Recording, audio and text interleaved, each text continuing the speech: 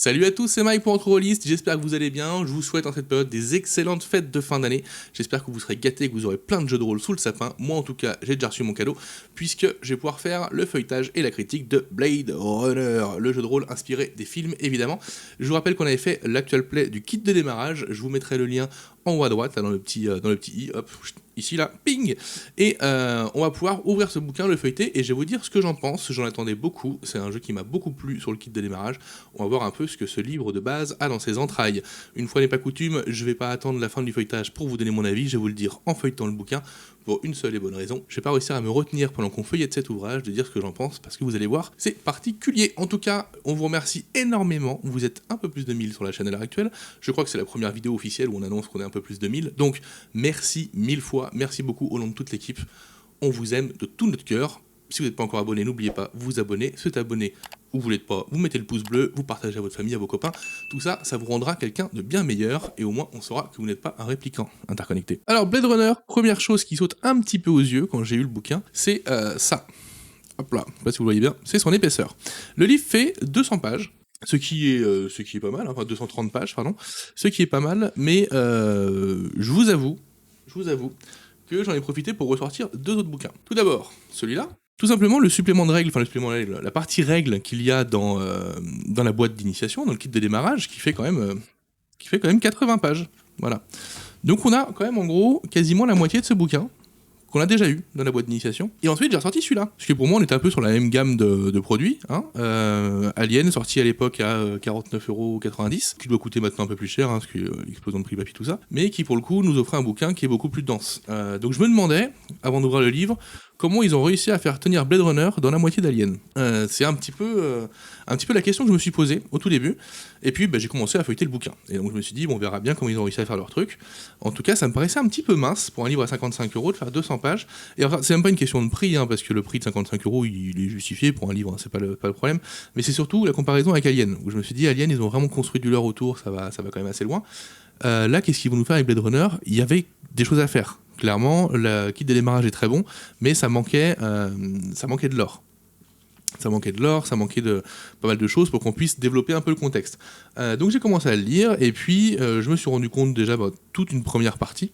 Alors le livre est magnifique, hein, ça c'est pas à remettre en question, c'est un livre, c'est une maquette Free League, comme ils sont habitués à les faire maintenant, il y a des illustrations qui sont absolument magnifiques, tout est clair, tout est épuré, tout est très aéré, c'est assez simple à lire, il n'y a pas de gros pavés de texte qui sont un petit peu rébarbatifs, mais pour le coup, ça fait beaucoup d'espace vide.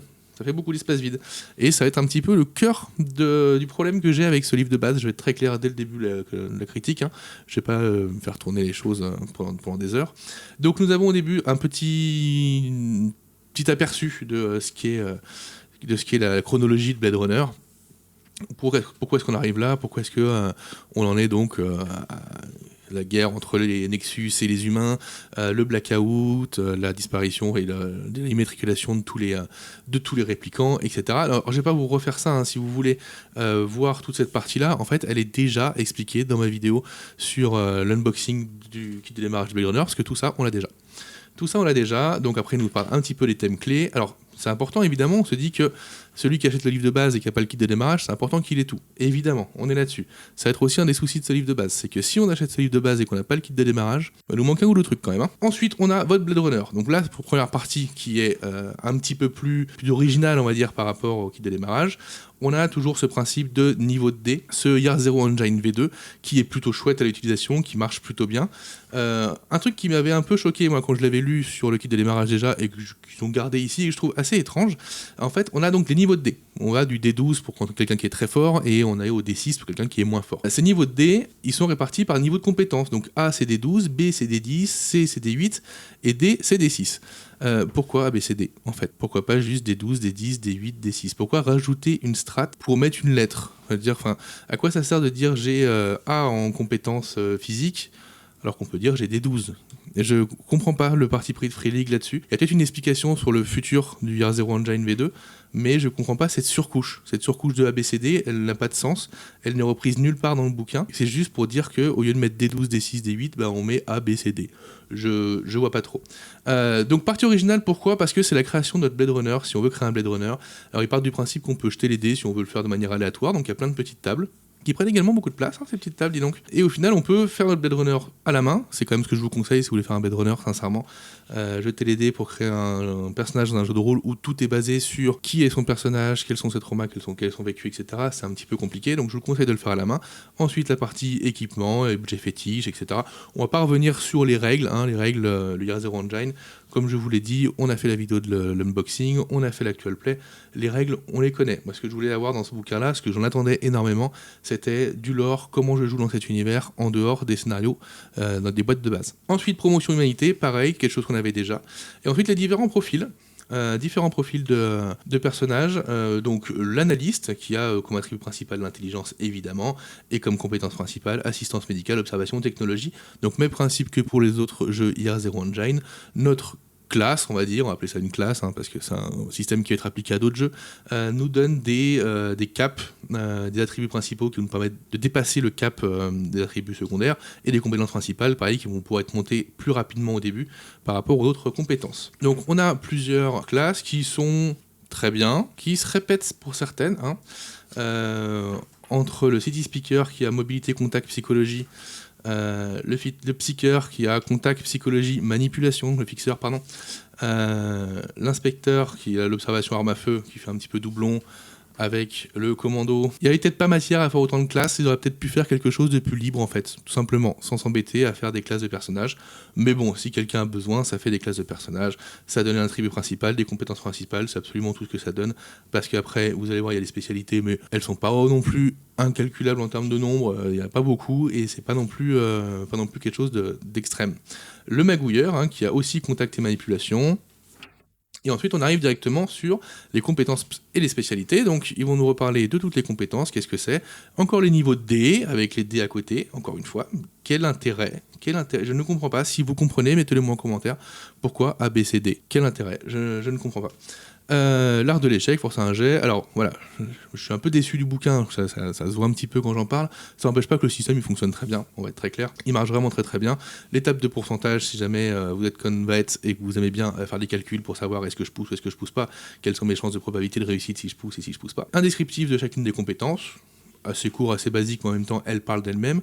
Ensuite, toutes les spécialités qu'on peut avoir.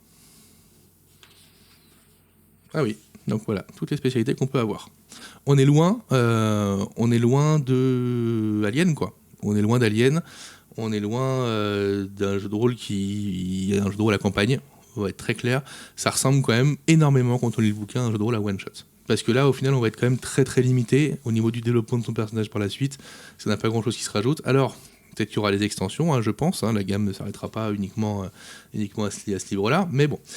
Combat et poursuite. Ensuite, alors, le système de poursuite, système qui m'avait beaucoup plu dans le kit de démarrage, on va le retrouver ici. Alors évidemment, on nous parle du combat, action de mouvement, action en opposition, combat à distance, combat rapproché. Évidemment, ensuite on va arriver sur les dégâts, la récupération, les pauses, évidemment, parce que votre Blade Runner doit se reposer, l'étape de blessure et de blessure critique, quand c'est du percutant, quand c'est du perforant, évidemment. Et ensuite on arrive sur le stress et le sang-froid, donc les effets du stress, les facteurs du stress tout d'abord, les effets du stress critique quand on est un humain, puisqu'on peut évidemment jouer un répliquant, les effets du stress critique quand on est un répliquant, quelques dégâts en plus, chute, explosion, etc. Et puis on arrive sur les véhicules au combat, les dégâts critiques sur les véhicules. Donc on a beaucoup de tables. Ils reprennent toutes les règles qu'il y a dans le kit de démarrage. Donc voilà, si on n'a pas le kit de démarrage, c'est très bien. On peut y jouer. Si on a le kit de démarrage, on se sent un peu roulé, on va être très clair. Et puis, les courses-poursuites. Alors les courses-poursuites, très bien. Courses-poursuites à pied, vous vous rappelez, il y avait dans la boîte de démarrage, alors je sais pas sous la main, mais il y avait un petit jeu de cartes qui fait qu'on avait les cartes en main, on les cachait, on les retournait ensemble, et puis on voyait ce qui se passait pareil, on tirait une carte d'obstacle. En fait là du coup dans le bouquin il n'y a pas de carte, donc on a des grandes tables. Pour le coup ça a l'air beaucoup moins fun. Alors, voilà, ça a l'air beaucoup moins fun quand on n'a pas les cartes en main. Et pour le coup quand on a ce livre de base et qu'on se fait les courses poursuites, c'est on tire sur une table, chacun choisit son action. Bof, ouais en fait si on n'a pas les cartes en main, bof. On se dit si on veut ce bouquin, il faut qu'on prenne le kit de démarrage en même temps parce que ça va un peu ensemble. En même temps si on prend le kit de démarrage en même temps, toute cette partie là, elle sert à rien, on l'a déjà. Voilà. Ensuite, on va parler un petit peu du contexte des deux cités. Alors, le contexte des cités, c'est quoi? C'est en gros ce qu'est la ville de Los Angeles. Et là, on va arriver dans la partie que j'attendais le plus, donc le lore. Le lore, donc on va nous parler un petit peu de Los Angeles, comment elle est construite, les riches, les pauvres, très bien. Comment fonctionne un peu l'ordre, comment fonctionne le climat, comment fonctionne la technologie, comment fonctionne la culture. Voilà. Là, il y a 15 lignes. Hein. Là, il y a 15 lignes, quoi. Quelques technologies de données, communication.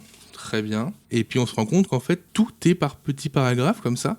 Donc les médias de masse, il y a des périodiques, il y a le RDW, il y a la télé, il y a le divertissement, les affaires, ok, publicité. On nous dit que la publicité, évidemment, dans les parties supérieures de la ville, ne sont pas les mêmes que dans les parties inférieures, évidemment. La politique, un encart qui fait 10 lignes. La religion, un encart qui fait 10 lignes, où on nous parle de plusieurs religions, on nous parle des Kachers ou des Hare Krishna. Ouais, c'est quoi? C'est pas développé. Il n'y en a pas de traces. Ok, très bien. Comment je fais quand je joue, moi? Bon, on sait pas. Par contre, c'est beau. C'est beau, les illustrations sont magnifiques, sincèrement, le bouquin est extrêmement joli. La carte de Los Angeles, alors c'est celle qu'on a dans le kit des démarrages, encore une fois, qu'on a en très très grand format et qui est magnifique. La carte de Los Angeles avec les différents secteurs qui vont être développés, ça c'est plutôt intéressant pour le coup. Secteur 5, et là qu'est-ce qu'on a? Alors je sais pas si ça se voit bien avec ma caméra, mais en fait ça c'est un zoom dégueulasse de cette partie-là. On va être très clair. Ça c'est un zoom dégueulasse, ça bave, c'est horrible, je ne comprends pas.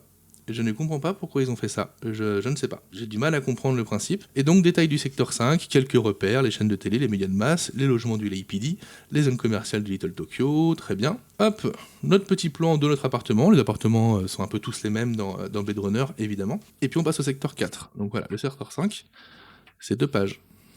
Le secteur 4, c'est 1 page. Au secteur 1, c'est 2 pages. Secteur 9 aussi, quartier commercial. On rentre pas dans le détail en fait. À aucun moment on va rentrer dans le détail, à aucun moment on va aller chercher des choses un petit peu croustillantes, un petit peu intéressantes sur ce qui donne vie à ces quartiers. Moi c'est ce qui me marque le plus. On a la fonction globale du quartier, oui ce quartier-là il sert à ça, très bien. Quoi d'autre? Rien. Il n'y a rien derrière et ça pour le coup c'est vraiment dommage. Le secteur 2, le quartier des arts, c'est ça quoi. Il y a 3 repères et vite fait une description. Le secteur 12 donc c'est le spatioport, on peut se dire d'accord, ok peut-être. Mais il n'y a absolument rien en termes de lore. C'est le désert, c'est le néant. C'est très difficile. Et là, on nous explique en 2 pages, en 2 textes très complets, qu'on ne quittera pas Los Angeles, on ne quittera pas la planète, et on n'ira pas dans les colonies. En tout cas, pas dans ce bouquin-là, peut-être dans une extension, mais dans ce bouquin-là, on n'ira pas, c'est clair et net. Par contre, il nous tape quand même un paragraphe plus long que la description du secteur 2, pour nous expliquer que si on va dans les colonies, on a un test à passer, que si on réussit, il se passe ça, et que si on échoue, il se passe ça. Aucun intérêt, puisqu'on n'ira pas. On n'ira pas dans les colonies. Ils nous le disent clairement, on n'ira pas dans les colonies. C'est pas développé, ils nous expliquent pas comment ça marche, etc. On arrive au pouvoir en place. Donc là, ça, plutôt chouette. Une fausse interview que je trouve vraiment, vraiment excellente, pour avoir un petit peu, voilà, ça met en contexte, ça c'est très chouette. Ça, pour le coup, c'est une très très bonne idée.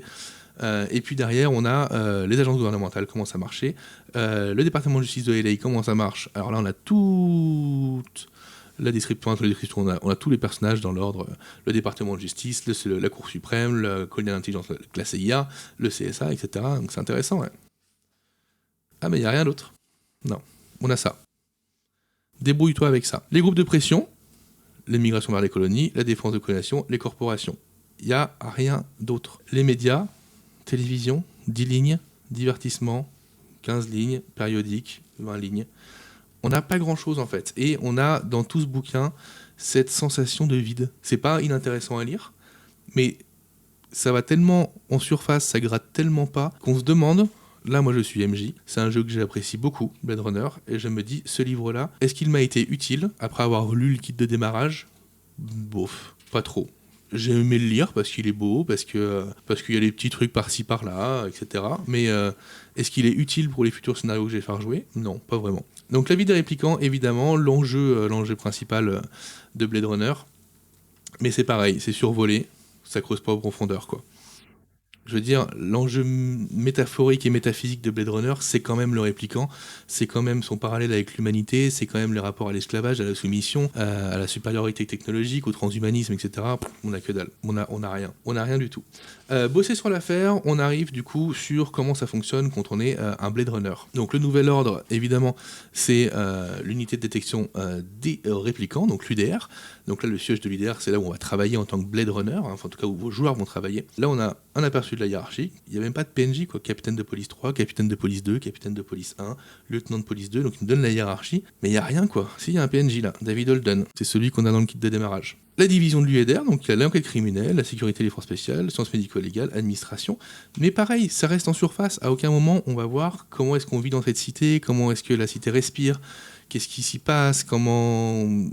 Il y a des éléments, c'est dommage parce qu'en termes d'écriture, en plus, il y a des éléments, les petits éléments, des petits bonbons un petit peu partout dans ce bouquin, mais ça va jamais creuser, quoi. On a l'impression qu'il aurait dû faire 400 pages, comme le bouquin d'Alien, et il en fait 200. Et on a vraiment l'impression qu'il manque la moitié du bouquin. Et du coup, tout est en surface, et on n'avance jamais, et c'est dommage. Donc là, on va nous expliquer évidemment le système de relations. Donc là, on retourne sur quelque chose qui, même s'il est un peu plus développé, on avait déjà dans la boîte...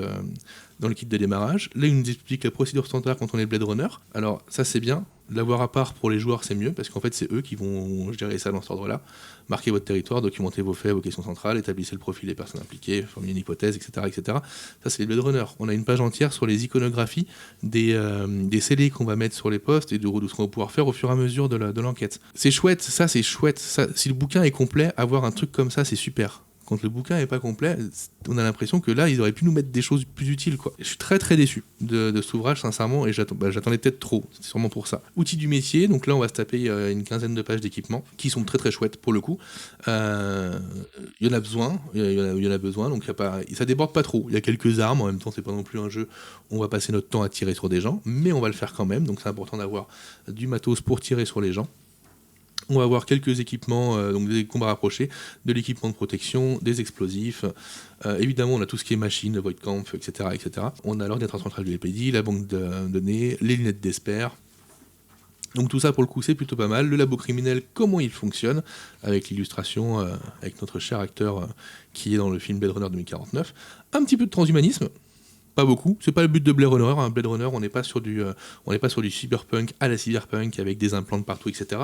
Mais il y a un petit peu de transhumanisme. On peut se mettre un implant oculaire pour pouvoir avoir un avantage d'observation, par exemple. On peut aussi faire un implant médical pour soigner une blessure critique, etc. Donc il y a un tout petit peu de transhumanisme. Voilà, il y a une dizaine d'options. C'est pas extraordinaire, mais c'est toujours plaisir, c'est toujours là. Un petit point sur les compagnons numériques et notamment les hologrammes qui nous servent de compagnons. Ensuite, les véhicules, évidemment, il va y avoir beaucoup de courses-poursuites dans Blade Runner, donc il nous faut des véhicules.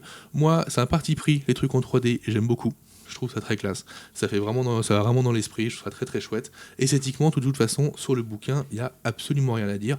Il fonctionne du feu de Dieu, c'est super joli, super agréable à lire, mais c'est agréable à lire parce qu'on a envie d'en avoir plus, quoi. On a envie d'en avoir beaucoup, beaucoup, beaucoup plus.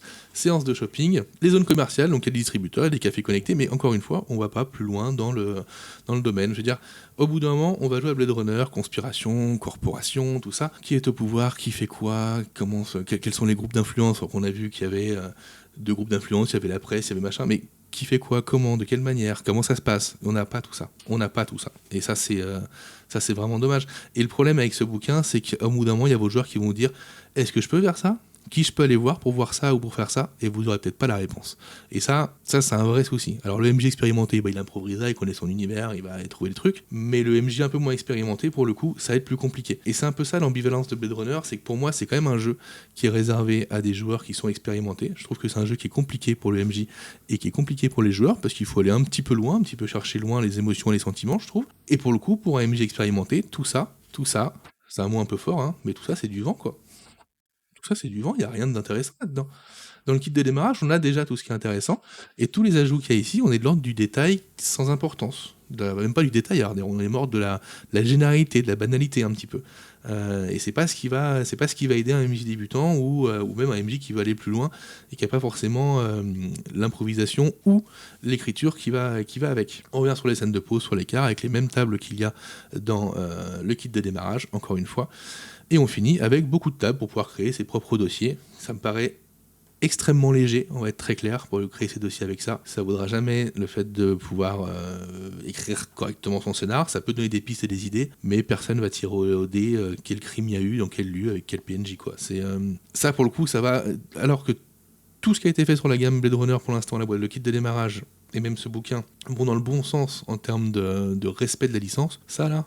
Ça a aucun intérêt. On tire pas au hasard dans Blade Runner l'enjeu de notre scénario. Le cœur de Blade Runner, c'est le scénario, et encore une fois, on finit avec la map, et le bouquin est terminé. Voilà, le bouquin est fini. Je veux dire, il manque tout. Il manque tout le lore qu'on attendait.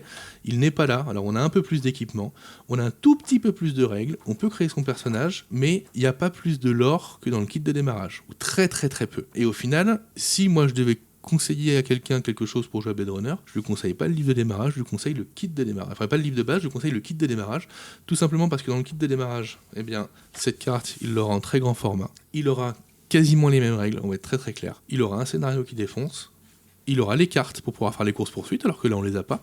Les cartes pour les équipements, là on les a pas. Les cartes d'initiative, là on les a pas. Alors forcément on n'a pas tout ça, hein. C'est normal, c'est un livre de base. Mais le problème c'est que tout ce qu'on perd en matériel, on l'a pas en lore, on l'a pas en fond, on l'a pas en quête en scénario en plus, on l'a pas en aide d'écriture en plus, on l'a pas, je ne sais pas où a voulu aller Free League avec cet ouvrage, je ne sais pas. Alors il est magnifique, évidemment, mais il est profondément vide.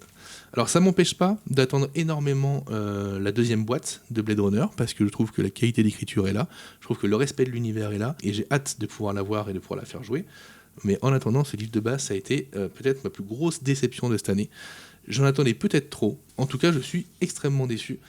Et donc c'est un ouvrage qui est chez Arcana Asylum Publishing.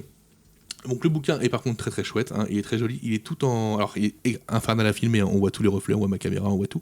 C'est un enfer, mais il est vraiment très joli. Un petit vernis sélectif ça aurait été cool, mais bon, peut-être pas abusé non plus. Le boulot de Free League en termes de maquette, bah évidemment c'est toujours la même chose, hein, c'est comme Alien, c'est comme tous les bouquins qui sortent, de toute façon c'est magnifique, les illustrations elles sont parfaites quoi. Il manque l'essentiel, il manque le jeu de rôle derrière, et ça c'est un peu plus compliqué quoi. Voilà en tout cas pour mon avis sur Blade Runner, j'espère que ça vous a plu, en tout cas moi je suis assez déçu de ce que j'ai eu entre les mains. C'est dommage, mais bon, ça n'empêche pas que je suis quand même très très optimiste pour la suite de la gamme. J'attends de Blade Runner quoi? J'attends des boîtes, j'attends des scénars, j'attends ce qu'ils ont fait pour le premier, qui est une boîte, je trouve, exceptionnelle.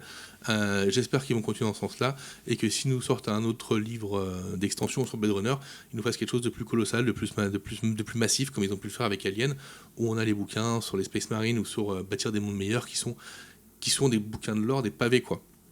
Et je vous avoue que quand je lis le peu de lore qu'on a sur Los Angeles, qui est pourtant une ville où il y a beaucoup de choses à faire, à construire, après est-ce que c'est un problème de licence ou pas, je ne sais pas, et que c'est aussi vide, et en parallèle j'étais en train de lire Absalom sur Pathfinder, où pour le coup la ville et toutes les forces en présence et tous les PNJ sont détaillés, où ça va très loin, etc. Ça fait un peu mal au cœur, ça fait un petit peu mal au cœur, je vais vous le dire. Ce qui est drôle, c'est que dans ce livre, en fait, ils se dédouanent très rapidement, ils expliquent que Los Angeles est une ville trop dense pour qu'elle puisse être expliquée en détail, et que c'est pour ça qu'on la survole. Free League, vous cherchez pas d'excuses pour le coup.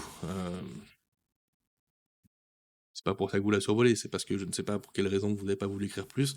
Peut-être à cause des droits, peut-être que les ayants droit sont peut-être trop timides, je ne sais pas. En tout cas, si vous voulez faire jouer du Blade Runner, vous n'avez pas forcément besoin de ce livre de base. Je vous conseille de prendre les boîtes qui sont pour le coup bien plus intéressantes. Enfin, en tout cas la première, et la deuxième, le contenu et le scénar, puisqu'on m'en a dit, ça risque d'être vraiment très bon aussi. Mais le livre de base n'est pas forcément nécessaire. Alors il est nécessaire pour créer son Blade Runner, c'est le seul intérêt qu'il a. Mais après, si vous connaissez un peu Year Zero Engine, même la V2, vous savez comment créer vos personnages dans Blade Runner. Ça va pas être très compliqué à adapter. Et après, prenez le kit de démarrage, vous aurez la map, vous aurez les cartes, vous aurez les dés, et puis c'est parti, vous pourrez jouer beaucoup plus facilement qu'avec ce livre de base. Voilà. En tout cas, j'espère que ça vous a plu. On se retrouve très bientôt sur la chaîne pour d'autres vidéos. De toute façon, il y a la vidéo de Noël qui arrive bientôt avec le gros cadeau de Zachem dont on va parler. Donc, on se retrouve bientôt. Ciao, ciao!